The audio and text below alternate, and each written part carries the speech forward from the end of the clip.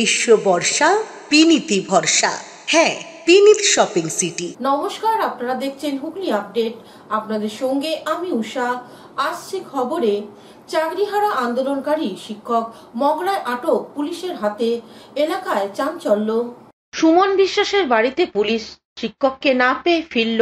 যোগ্য শিক্ষক শিক্ষিকা, যোগ্য শিক্ষাকর্মী, যোগ্য waiting not call for verification. অনশনকারী মঞ্চের আহ্বায়ক সুমন। চাকরিহারা শিক্ষকদের এসএসসি অভিযানে ডাক দিয়েছিলেন সুমন, সেই মর্মেই মেল করেছিলেন। গতকাল বিধাননগর পুলিশের ডিসি অনিশ সরকার সাংবাদিক বৈঠক করে একটি অডিও স্ক্রিপ্ট প্রকাশ করেন। আজ এসএসসি অভিযানে গন্ডগোল হতে পারে, পুলিশকে বোম মারার কথা বলতে শোনা যায় ও অডিওতে। আন্দোলন আদালতে নির্দেশ মেনে শান্তিপূর্ণ করার কথা বলা হলেও হিংসার আশঙ্কা করে পুলিশ। সুমন বিশ্বাস বেথুয়া ডহরি মেজোপোতা হাই স্কুলে জীবন বিজ্ঞানের সহ শিক্ষক। গতকালই তিনি দাবি করেছিলেন ওই অডিও কার তা তদন্ত হোক। যোগ্য শিক্ষক যারা আন্দোলন করছেন তাদের নয়, পুলিশ তদন্ত করুক। তিনি আশঙ্কা প্রকাশ করেছিলেন তাকে গ্রেপ্তার করা হতে পারে। আজ ভোর 5:30 নাগাদ পুলিশের একটি দল সুমন বিশ্বাসের বাড়িতে যায়, তার খোঁজ করে, বাড়িতে ঢুকে তল্লাশি করে বলে দাবি সুমনের ভাই সঞ্জয় বিশ্বাসের। তারপরও কিছু সময় পুলিশ ছিল সুমনের বাড়ির সামনে। সুমনের ভাইয়ের অভিযোগ, আমার মা অসুস্থ, চোর ধরার মতো পুলিশ এসে তল্লাশি করছে, দাদার অপরাধ কি? সে তো শান্তিপূর্ণ আন্দোলন করছে, সুবল সোরেল মারা গেল, তাদের জন্য লড়াই করছে। মগরা থানা আটক করে রাখা হয়েছে সুমন বিশ্বাসকে। আজ এসএসসি অভিযানে যাওয়ার সময় সপ্তগ্রাম স্টেশনে কাছ থেকে তাকে আটক করা হয়। সুমনের বন্ধু বিধানচন্দ্র গায়েন এ বিষয়ে কি বলছেন শুনবো। পুলিশ দেখছে, হ্যাঁ, সকালে ঘুম দিয়ে উঠে কলিং বেলের আওয়াজ পাই, মনে হচ্ছে বাড়ির চোর ডাকাত থাকে। ঝপঝপ করে খুললাম, জিজ্ঞাসা করলো দাদা আপনার নাম, আমাকে জিজ্ঞাসা করলো, আমি বললাম সঞ্জয় বিশ্বাস। দরজা খুললাম, দৌড়ে উপরে চলে গেল, চোর ডাকাত ধরতে এসছে। একজন যোগ্য চাকরিহারা, সদ্য চাকরি হারিয়েছে, তাকে চোরের মতো ধরার জন্য এসছে। অন্তত এইটুকু মানুষের মধ্যে থাকে যে এই বাড়িতে ফ্যামিলি আছে, একটা তার বাবা মা আছে, নিশ্চয়ই তারা খবর জানে যে তার মা অসুস্থ, 3 থেকে 4 বার অপারেশন হয়েছে, হার্টের সমস্যা রয়েছে, 2 বার স্ট্রোক হয়েছে। সেগুলো জানা সত্ত্বেও চোর ডাকাতের মতো ধরতে চলে গেলেন। এবার তারপর তো ঘরের খাটের তলা থেকে শুরু করে কি না খুঁজছে বলুন। মানে দাদা কোনো ছোট বস্তু তাকে কোথাও লুকিয়ে রেখেছে। কটার সময় এটাই ধরুন 5:30 পৌনে 6টা নাগাদ এসছেন, হয়তো তার আগেও এসছেন ওনারা। রাতে ছিল পুলিশ? রাতে একবারও আসেনি। দাদা তো আন্দোলনে, আজকে ওদের তো আন্দোলন রয়েছে, আপনারা তো জানেন। এবার ওর দেখুন, আপনার চাকরি চলে গেলে আপনি আপনার মতন করে লড়বেন, সেটাই। আমার চাকরি যায়নি, আমি তাই ওর ব্যথা বুঝতে পারবো না, যার ব্যথা সে বলে। 5:30 থেকে এসে কি বলে? এসে বাইরে দিয়েছে, আমি চাই না, আমার নিজেরও শরীর খারাপ, ডাক্তার অপারেশনের জন্য অলরেডি বলে দিয়েছে। তারপরে আমার নিজের একটা খুব মানে একটা গোপনীয় একটা রোগ, এটা হচ্ছে আমি সকালবেলাতে প্রতিদিন গরম জলে সেঁক নিতে হয়। এই কাজগুলো আমার বাধা পাচ্ছে সকালবেলা। এবং হুট করে দরজা খুলতে বলে, আমি নিজে ঘুমের ঘরে ছিলাম, দরজাটা খুলেছি। তারপরে মানে ওনারা হুট করে ঢুকে যান ঘরের মধ্যে। আমি কীভাবে ছিলাম কি না ছিলাম সেগুলো দেখার কোনো প্রয়োজনীয় বোধ করেনি।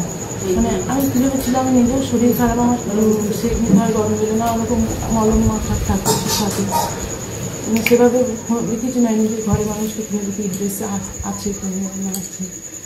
হুট করে ঘরের ভিতরে ঢুকে যান, দরজার কোথায় নক করে আমি খুলেছি। পরে আমি যদি বাড়ির মানুষ হয়তো আমি খুলেছি, হুট করে ঘরে ঢুকে যান, খোঁজ করেন সারা জায়গায়, খারাপ করে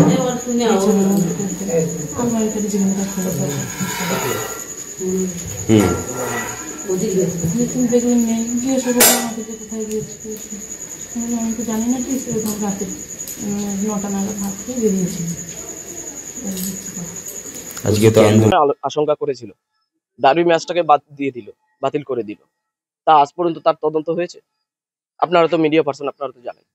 কিন্তু ব্যাপারটা হলো, যদি এরকম হয়ে থাকে, কে বা কারা করেছে সেটা তদন্ত সাপেক্ষ ব্যাপার, তারা তদন্ত করে বার করবে। তার জন্য একটা আন্দোলন বন্ধ করতে পারে না। আন্দোলন কি জন্য হচ্ছে? ওই যে অফিসার ওখানে বসে বসে ভাষণটা দিল, সেই অফিসারকে যদি বলা হয় তুমি 10 বছর চাকরি করেছো, এবার তুমি পরীক্ষা দাও, আবার পাস করতে পারবেন? আবার বেআইনি ভাবে নোটিশ জারি করেছে, সুপ্রিম কোর্টের রায় মানেনি।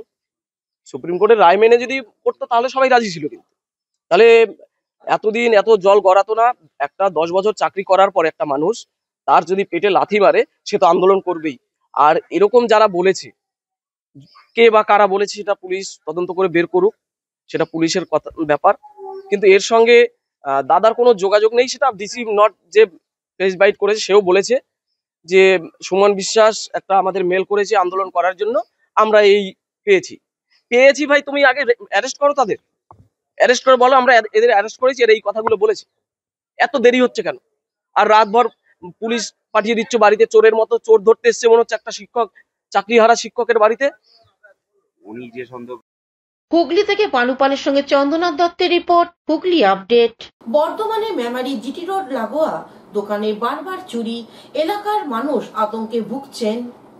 নদীপুর মোড়ে হরি টি স্টলের আবার চুরি, পুলিশের বিরুদ্ধে ক্ষোভ উগরে দিলেন দোকান মালিক। পূর্ব বর্ধমান জেলার মেমারি থানার অধীন নদীপুর জিটি রোড মোড়ে হরি টি স্টলে আবার চুরির ঘটনা ঘটে। গত রাতে একই দোকানে বারবার চুরি, এই নিয়ে ষষ্ঠবার চুরির ঘটনা ঘটায় দোকান মালিক হরিদাস। পুলিশের বিরুদ্ধে ক্ষোভ উগরে দিলেন। দোকান মালিক হরিদাস জানান, রবিবার সকালে দোকান খুলতে এসে তিনি দেখেন দরজা কিছুতেই খোলা যাচ্ছে না, অর্থাৎ দরজার ভেতর থেকে কোনো কিছু দিয়ে আটকানো আছে। এর আগেও অত্যন্ত 5 বার আমার দোকানে চুরি হয়েছে। এ বিষয়ে দোকান মালিক আরো কি জানাচ্ছেন শুনবো। হয়েছে বলতে কি, আমি সকালবেলা নিত্যদিন যেমন রাত্রেবেলা দোকান বন্ধ করে যাই, বন্ধ করে গেছিলাম। আজকে সকালবেলা এসে সকালবেলা দোকানটা খুলতে যাই, দেখছি খুলতে পারি না। ভেতর থেকে দেখছি ঠেসানো রয়েছে, মানে কাঠ দিয়ে ঠেসানো দেওয়া আছে। এসে খুলে জোর করে খুলে দেখি ওপরে অ্যাসবেস্টার ভাঙা, ভেঙে দেখি সব মালপত্র ছড়ানো ছিটানো। মালপত্র যতগুলো যা পেরেছে, কী কারণে নিয়েছে বুঝতেও পারা যাচ্ছে না। তবে কিছু কয়েন, কিছু টাকা, সামান্য কিছু ছিল, কিছু মালপত্রও কিছু নিয়েছে, তেল সাবান যাবতীয় যা নিয়েছে। নেওয়ার পর তারপর দেখি যে আর কোনো ইয়ে হচ্ছে না। তারপর আমি তো দাদা ধরে ডাকি খবরটা জানানোর জন্যে। কেন আগের বারও আমি 2-1 থানায় জানানো হয়েছে, জানিয়েও কোনো আমি সুরাহা পাইনি। আর এখানে সামনে ক্যামেরা চলছে, ক্যামেরাতেও কিছু দেখা যায়, সময় কিছু ধরা পড়ে না। কিন্তু ঘটনা থানায় বহুবার জানিয়েও আমরা কোনো এখানকার মোড় মাথা কোনো কাজ পাইনি। জায়গাটার নাম হচ্ছে নদীপুর মোড় মাথা, নদীপুর সাঁকো। আর আমার নাম হচ্ছে হরিদাস। হ্যাঁ, নদীপুর মোড় মাথাই দোকান। কিন্তু ঘটনা হচ্ছে কোনো এখানে সবসময় দেখি পুলিশ ভ্যান দাঁড়িয়ে, কিন্তু আজকে সকালবেলা এসে দেখি যে থানার কোনো গাড়ি কিছু নেই, এখানে নিস্তব্ধ ফাঁকা। হুগলি মেমারি থেকে আশিস কুমার ঘোষের রিপোর্ট, হুগলি আপডেট। চুচুড়া রথতলা হুগলি জেলা শ্রীরামকৃষ্ণ সেবা সংঘের 75তম বর্ষে 4র্থ দিনে বর্ণময় শোভাযাত্রা শহরে। গত 14ই আগস্ট রামকৃষ্ণ মঠ ও মিশনের সহ-সভাপতি স্বামী দিব্যানন্দ মহারাজজির উপস্থিতিতে 75তম বর্ষের উদ্বোধনী অনুষ্ঠানের সূচনা হয়েছিল। উৎসবের 4র্থ দিনে বর্ণময় শোভাযাত্রা শহর পরিক্রমা করল। শোভাযাত্রার পুরোভাগে ছিল বাংলার প্রাচীনকালে মা শারদা যান পালকিতে, সকলকে আনন্দ দেয়। এছাড়াও শিকাগো বক্তৃতার পর স্বামীজি ঘোড়াগাড়ি চড়ে ফিরে আসার অনুকরণে স্বামীজির একটি মূর্তি নিয়ে ঘোড়াগাড়ি করে পরিক্রমা করা হয়। আদিবাসী নৃত্য ও ঢাকের তালে সারা শহর মুখরিত হয়ে ওঠে। তাদের এই কর্মসূচি প্রসঙ্গে সম্পাদক সৌমিত্র সিংহ কি জানাচ্ছেন শুনবো। হুগলি জেলা শ্রীরামকৃষ্ণ সেবা সংঘ রথতলা বিবেকানন্দ ভবন 75তম বর্ষে পদার্পণ করল শুভ জন্মাষ্টমী তিথিতে। এই উপলক্ষে গত 14ই আগস্ট বর্ষব্যাপী অনুষ্ঠানের শুভ সূচনা করেছেন রামকৃষ্ণ মঠ ও মিশনের পরম পূজনীয় শ্রীমৎ স্বামী দিব্যানন্দ মহারাজজি। আজকে 4র্থ দিনের অনুষ্ঠান এক বর্ণাঢ্য শোভাযাত্রা ঠাকুরমা স্বামীজিকে নিয়ে নগর পরিক্রমায় বেরিয়েছে, যেখানে বাংলার আদিজান পালকি রয়েছে রথ এবং ঘোড়ার গাড়ি, তার সঙ্গে আদিবাসী নৃত্য, বাংলার ঢাক, এক বর্ণময় শোভাযাত্রা আজকে সারা হুগলি পুজো শহর পরিক্রমা করছে। সৌমিত্র সিংহ, সম্পাদক। হুগলি থেকে স্বর্ণালী দত্ত পাটেলের সঙ্গে উষা দত্তের রিপোর্ট, হুগলি আপডেট। এখন নিয়ে নেব বিজ্ঞাপন বিরতি। বিরতির পর ফিরে আসছি খবরে।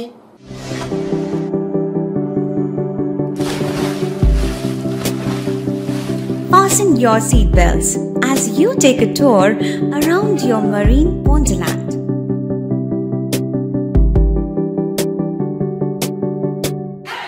Spend a day at Aqua Marina and enjoy an array of water slides that give you butterflies in your tummy.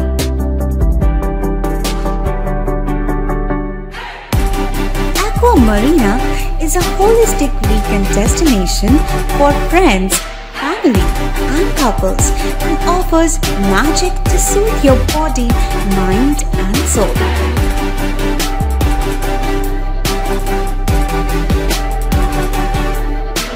Aqua Marina, your customized magician. Welcome aboard and see the magic unfold. শীত গ্রীষ্ম বর্ষা বিনীতি ভরসা। হ্যাঁ, বিনীত shopping city. যে কোনো মরশুমের readymade জামা কাপড় পাওয়া যায় একই ছাদের তলায়। ছোট থেকে বড়, পুরুষ, মহিলা ও শিশুদের একমাত্র নির্ভরযোগ্য প্রতিষ্ঠান। শীতকালীন যে কোনো শাড়ি, জিন্স, টপ, কুর্তি, চুড়িদার, পাঞ্জাবি মানেই Vineet shopping city. Akhan Bazar, Chuchura, Hooghly. Amala nursing home. Enjoy a weekend at Vedam, the paradise of peace. A home away from home.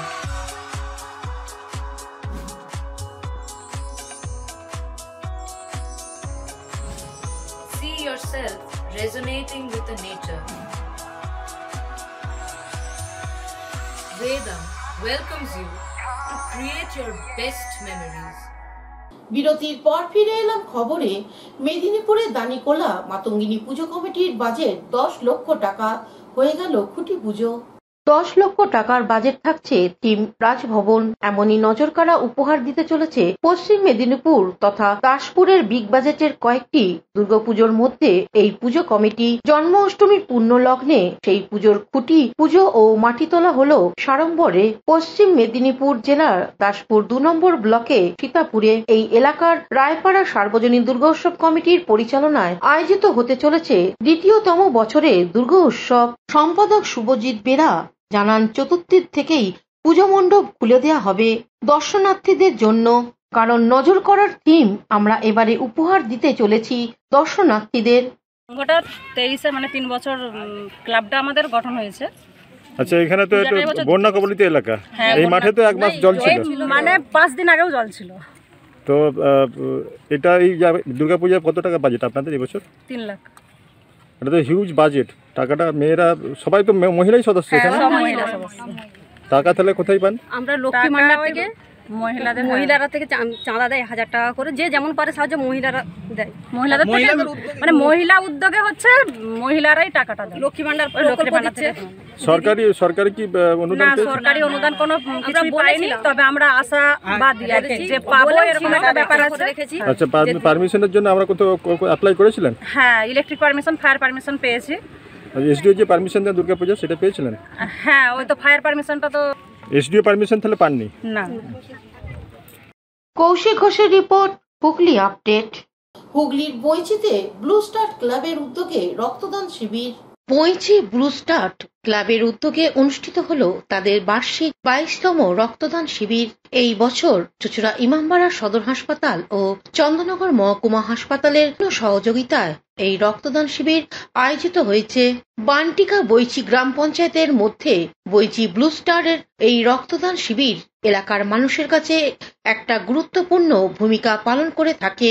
স্থানীয় মানুষদের স্বতঃস্ফূর্ত অংশগ্রহণে শিবিরটি রক্তদান উৎসবে রূপ নেয়। অনুষ্ঠানের শুরুতে ক্লাবের একজন অন্যতম শুভাকাঙ্ক্ষী শ্রী অনয়নাভ গাঙ্গুলি অকাল প্রয়াণে তার স্মৃতির উদ্দেশ্যে নীরবতা পালন করা হয়। বেলা বাড়তে থাকলে এই শিবিরে ক্রমশ রক্তদাতাদের ভিড় জমতে থাকে। শিবিরে মোট 90 জন রক্তদাতা স্বেচ্ছায় রক্তদান করেন। উপস্থিত ছিলেন স্থানীয় বিশিষ্ট ব্যক্তি, সমাজসেবী ও চিকিৎসক বৃন্দ। বইচি ব্লু স্টার ক্লাবের প্রতি বছর এই রক্তদান শিবির আয়োজনে মূল উদ্দেশ্য হল সমাজে বিভিন্ন স্তরে মানুষের বিপদের সময় রক্তের অভাব মেটানো এবং মানুষের মধ্যে রক্তদানের সচেতনতা বৃদ্ধি করা। প্রতি বছরের ন্যায় বইচি ব্লু স্টার এবছরেও তাদের 22তম বর্ষের রক্তদান শিবিরের আয়োজন করেছে। প্রতি বছর আমরা আমাদের নিজস্ব ক্লাব প্রাঙ্গণে রক্তদান শিবিরটার আয়োজন করে থাকি, কিন্তু এবছর আবহাওয়াজনিত কারণে আমরা স্থান পরিবর্তন করেছি। এবছর আমাদের 22তম বর্ষের রক্তদান শিবিরটি বইচি SBIয়ের কাছে মহামায়া কমিউনিটি হলে অনুষ্ঠিত হচ্ছে। এবছর প্রায় 90 জন রক্তদাতা আমাদের এই রক্তদান শিবিরে রক্ত দিয়েছেন। আশেপাশের সমস্ত গ্রাম থেকে এই রক্তদাতারা আসেন এবং আমাদের সহযোগিতা করেন। বাটিকা বইচি গ্রাম পঞ্চায়েত অঞ্চলের বইচি ব্লু স্টার একটি অন্যতম। Bureau report, Hooghly update. এখনকার মতন খবর এই পর্যন্তই। প্রতিদিন দেখুন হুগলি আপডেট। নমস্কার।